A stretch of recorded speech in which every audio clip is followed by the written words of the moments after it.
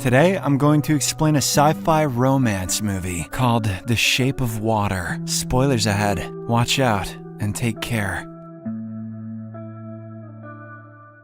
The film begins in the early 60s in Baltimore as a young, mute woman named Elisa Esposito wakes up on her couch. She has a very routine life. Every morning she prepares breakfast, takes a shower, and pleasures herself in the bathtub. Before heading to work, she always pays a visit to her neighbor, Giles. Elisa works night shift at the OCOM Aerospace Research Center as a janitor alongside her friend Zelda Fuller. She is a simple girl who goes about her business and doesn't cause any trouble at work. One night, the floor manager gathers all the staff and announces that the center will soon be receiving a very important asset. He reveals that Dr. Richard Hofstetler has been appointed as the head of the biology department and will conduct several experiments on the asset. However, unbeknownst to anyone present there, Hofstetler is actually a Russian spy. Soon afterwards, the asset arrives in a pressurized tank, along with a government agent, Richard Strickland. He is a tough, uncompromising officer and quickly takes over as the center's new chief of security. The staff then gets back to their stations and resumes their usual work. Shortly after, a curious Elisa hears strange growling noises from the tank and takes a peek inside. Turns out the asset is a strange creature, which becomes agitated when she touches the tank. It then smacks the glass hard, prompting the security to immediately relocate it to a secure lab. The following night, Elisa and Zelda are busy sorting out the garbage in the center. Everything seems to be normal until the door of the lab where the asset was taken swings open. Chief of Security Strickland then comes out of the lab with his hands covered in blood. While other scientists and a few medical professionals rush over to help him, Zelda drags Elisa away from the scene. Later, during dinner break, the two friends chat about what they witnessed earlier, but their conversation is soon interrupted by the floor manager, who orders them to clean the lab. Shortly after, the duo reaches the lab, only to find it in an awful, bloody state. But they stick to their job and begin mopping up the floor. Suddenly, Elisa finds Strickland's severed fingers on the ground and quickly puts them in a paper bag. Zelda then goes to get a manager, which gives Elisa a chance to finally see the asset. It is then revealed that the asset is actually a human-like amphibian, which is kept in captivity inside a small tank. Minutes later, when the manager arrives, she gives him the paper bag with Strickland's fingers. The mute janitor, however, is beginning to get curious about the strange creature. It lives in water. She touches herself in water. This could be the beginning of something beautiful. The following evening, Elisa heads to work and immediately goes to the laboratory. She hears the amphibian man swimming in a small pool and devises a clever way to make him emerge. Elisa takes out a boiled egg from her lunch bag, sits on the pool's edge, and cracks it open with a spoon. Just as she planned, the creature slowly sticks his head above the water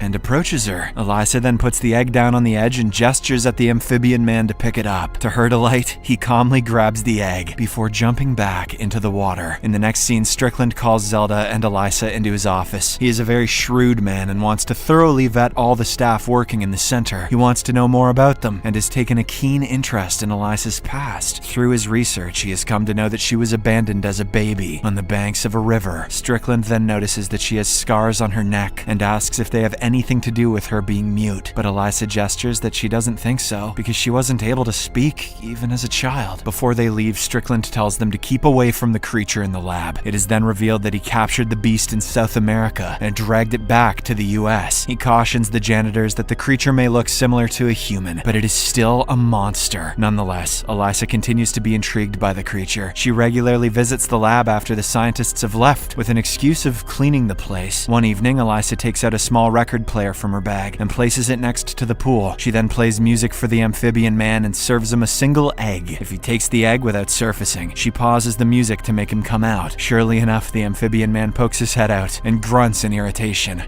Elisa is excited by her little discovery, and she unpauses the record as a reward. She eventually teaches him the sign for music, which the creature learns surprisingly fast. Their dates continue for several days, and the duo even begins dancing together. One night, while bringing the creature dinner, Hofstetler notices the janitor grooving with the amphibian man, but he doesn't interrupt them as he realizes that the strange creature is capable of feeling complex emotions, just like humans. Following this, he contacts his real bosses and arranges a meeting waiting at a secure location. A Soviet agent then arrives to meet him, and Hofstettler shares all his notes on the creature, as well as a blueprint of the labs. Around this time period, the Cold War is reaching its end, but the Soviets still want to kidnap the creature from the Americans. Hofstettler is adamant about going forward with the plan as soon as possible because he thinks the creature is an intelligent being with the ability to communicate. In the meantime, Elisa continues her work, taking care of the laundry for the facility. Two technicians who are repairing a security camera chat with each other while working. From their conversation, she learns how these cameras can be disabled if needed. Later, Elisa enters the lab, only to find the creature chained up and badly wounded. She rushes to help him, but then hears footsteps coming towards the lab. This prompts her to hide behind a desk, and she watches on as Strickland arrives. He goes straight to the creature and starts torturing him, leaving Elisa severely disturbed. A few days later, a U.S. Army general arrives at Occam, where Strickland has organized a presentation on the amphibian man. The general is immediately stunned by the size and look of the creature. Strickland reveals that he found him in the Amazon forests, where the native tribes worshipped him like a god. Hofstettler, who is also present there, tells the general that the creature can alternate between two separate breathing mechanisms. This makes him a very unique living organism that can help future scientific progress. As the presentation drags on, Hofstettler realizes that the amphibian man is having difficulty breathing as he's been out of the water for too long. He pleads with Strickland to get him back in the water, but the agent refuses and continues with his speech. After a while, the amphibian man eventually passes out,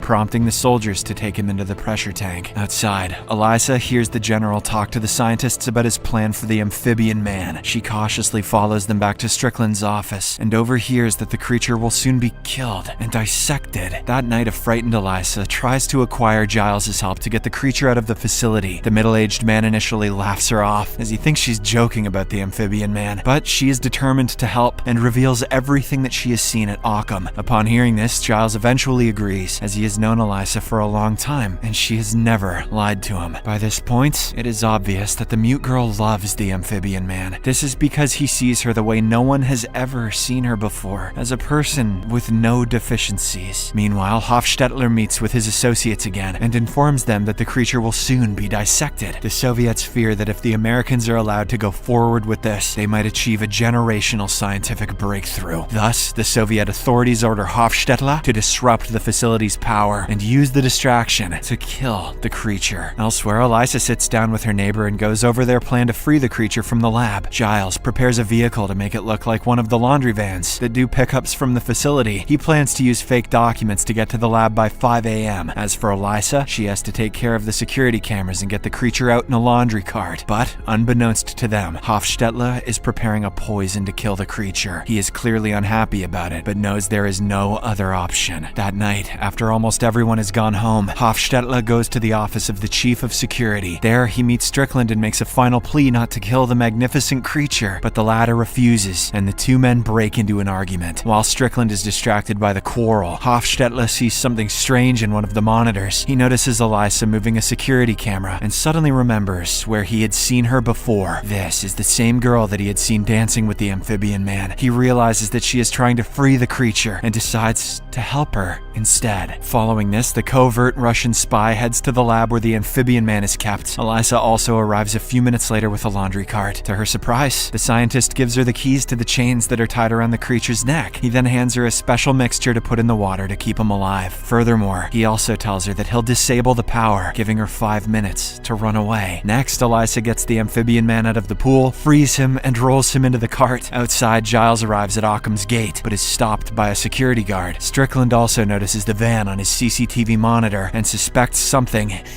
is fishy. At this crucial moment, Hofstettler cuts the power to the entire facility and runs towards the main gate. On the other hand, Zelda finds Elisa near the lab and helps her sneak the creature towards the loading dock. Meanwhile, Hofstettler reaches the main gate before Strickland. He then sneaks behind the security guard and smacks his head with a metal rod. This allows Giles to get to the loading dock, where the girls are already waiting with the amphibian man. They then shove the creature into the back of the van, and Giles drives off. Strickland soon arrives arrives at the gate, but he realizes that it's already too late. Filled with rage, he reprimands all the guards patrolling the area and begins a serious investigation into the matter. The next morning, Elisa forges a new plan on how to set the amphibian man back into the ocean. She will wait until the October rains, when she can finally release him into the canals. Elisa then writes a small note on her calendar to constantly remind her of the plan. As the days pass by, Elisa slowly develops a romantic relationship with the creature. She, along with Zelda and Hofstetler, also continue working their night shifts, pretending it's business as usual. One night, Strickland calls in Elisa and Zelda for questioning, but it turns out to be just a formality, and he soon dismisses them. Strickland is convinced that the creature was abducted by highly trained agents and not simple cleaning staff. Meanwhile, the amphibian man continues living a difficult life in Giles's apartment. He spends the majority of the day inside the bathtub and eats whatever is given to him. The creature is not accustomed to the human world, so one day he ends up devouring Giles's pet cat. This infuriates the old man and he snaps at the creature, but the latter retaliates by scratching his arms. Back at Occam, Hofstetler continues helping the girls by giving them care packages. Elisa also tells him about her plan to release the creature and thanks him for everything. Weeks pass by, and Elisa as well as Giles get emotionally attached to the amphibian man. Elisa because she wants to bone him in the bath, and Giles because he likes being scratched on his arms. The creature even tries to make it right with Giles for eating his pet cat. He places his hand on the man's head and magically heals the scratch wounds. Oh, I liked them! The next morning, when Giles wakes up, he notices new hair growing on his bald spot. One afternoon, Elisa floods her apartment with water so that the amphibian man can swim and breathe more easily. It is obvious that there is a strong romantic bond between them, and they eventually end up making love. Sweet hot mutant dolphin love. October finally arrives, and Elisa realizes the docks have started to fill up with rainwater. The amphibian man is also struggling, as he has been away from his natural habitat for far too long. Back at Occam, Strickland has failed to find any substantial leads even after weeks since the abduction. He eventually gets a 36-hour ultimatum from the general to find the creature or lose his job. This pushes the chief of security into a furious search for any clues regarding the missing amphibian man. His search finally yields some results when he begins following Hofstetler. One afternoon, he overhears the scientist making plans for a meeting at an unspecified location. So he secretly follows him there and sees Hofstetler meet with foreign nationals that the government has identified as spies. Strickland finally connects the dots and realizes that the scientist is actually a Russian spy. So he sneaks up to their little meeting and kills everyone except Hofstetler. He then tortures the scientist for information about the amphibian man. Eventually, Strickland learns that it was the cleaning staff who had managed to fool him and release the creature. After discovering this information, Strickland goes to Zelda's residence to inquire about it. The janitor is unwilling to betray her friend, but the cruel guy forces her husband to spill all the beans. Now he knows that Elisa is going to release the creature from the city's docks today. Therefore, he rushes to her apartment, leaving Zelda and her husband injured, but unharmed. As soon as he departs, Zelda contacts her friend to inform her that Strickland is on his way. Elisa and Giles thus begin their preparation to leave for the canals and release the amphibian man forever. Minutes after they leave, Strickland barges into the apartment. There, he notices the note marked on the calendar. He now knows the place where they are headed to and follows them to the site. Elsewhere, Eliza and Giles reach the city's canals and bid the magnificent creature goodbye. But before he can dive into the water, Strickland arrives and shoots both the creature and Eliza. This infuriates Giles, and he knocks Strickland down, providing the amphibian man with sufficient time to heal himself. He then slowly rises up and directs all his anger towards the man who had relentlessly tortured him for weeks. Strickland falls to his knees and admits the creature is a god. Nonetheless, the amphibian man slices his throat and kills him on the spot. He then takes an unconscious Elisa and jumps into the canal. Once underwater, he applies his magical powers and heals her. He also puts his hand on Elisa's neck, and her scars open to reveal gills, just like his. As the movie ends, a voiceover from Giles says that the amphibian man and Elisa lived happily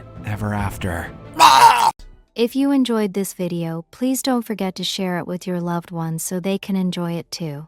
Your support really means a lot to us. Kindly leave a like, drop a comment, and join our growing family by staying connected with us. Yen.